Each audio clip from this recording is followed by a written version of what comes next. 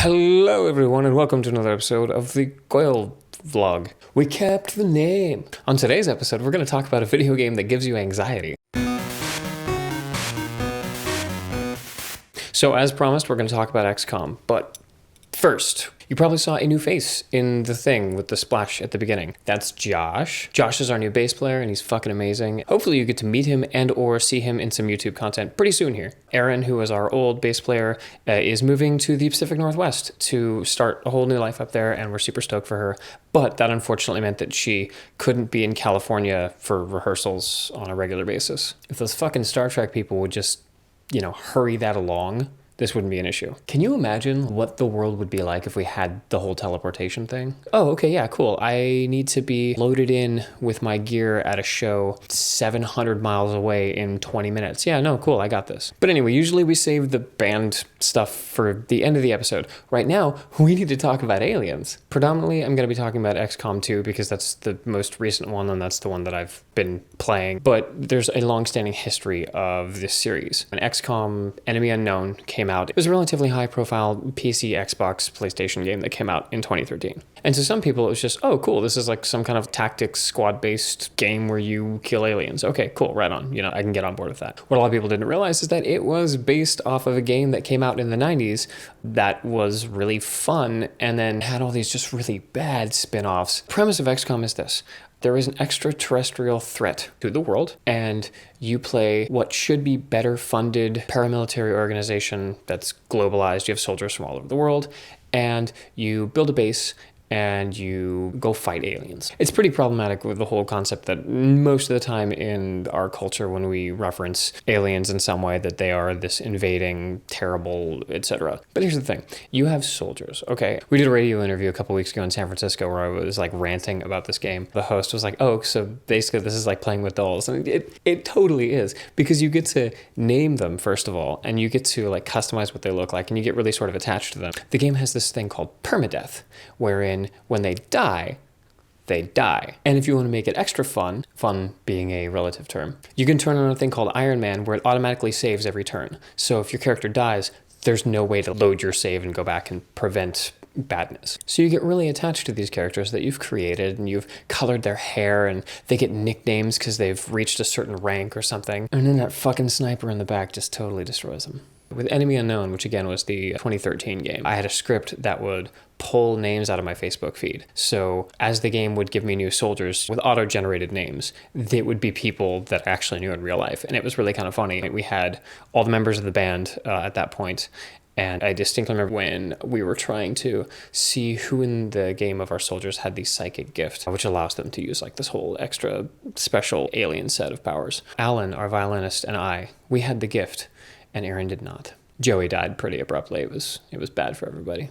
With XCOM 2, it's sort of preordained that in the previous game you failed and the aliens took over. So now you're running this sort of like covert ops resistance thing against the aliens and trying to prove that they don't have humanity's best interests at heart because, again, we can't have nice things. And it really changes the dynamic because instead of having a stationary base where you are building your stuff and sending things out, you have this half alien ship that you've sort of occupied. You get to fly it all over the place as this like mobile base of operations and are constantly on the threat of being shot down by aliens. Calculating hit versus miss ratios. Oh, and this game is brutal. It's one of those, if you have 66% chance to hit, it actually means that there is like still a significant chance that you are going to miss. And usually when you miss, someone ends up dying. It's just kind of how it works out. The more I talk about it, the more I can imagine people sitting there thinking, God, this sounds stressful. Why would you do this yourself? And the real answer is, I honestly don't know. It's just really fun. I really enjoyed Final Fantasy Tactics. It's in like my top 10 games of all time. So that sort of same turn-based, very strategic, pick where you're going to go, hope it goes for the best. I played the shit out of XCOM as a kid.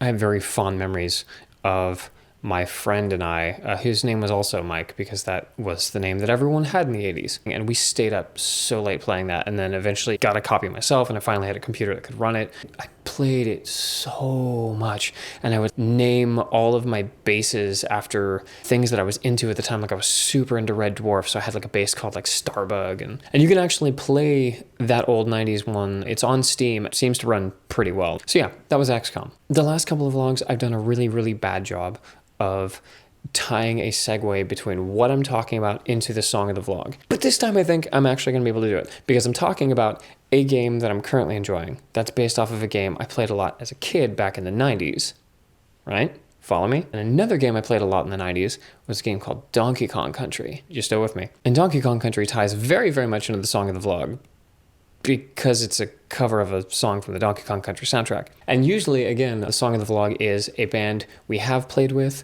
or a band we are about to do a show with, or a band in our Bay Area music community, something I want to share with you. And I broke that rule this time because this person deserves a lot of recognition. And that is a man called Ace Waters. And his video for Aquatic Ambience is pretty much the coolest thing in the world. I can't get over how good this is. He's been doing weekly video game music covers for a while, and sort of his White Whale, the one that he really wanted to do because it's his favorite song pretty much from any video game ever, Aquatic Ambience from Donkey Kong Country. He wanted to do that once he hit 10,000 subscribers. And he hit 10,000 a lot sooner than he wanted to. So there was kind of like this like, oh shit, I got to rush to actually get this done.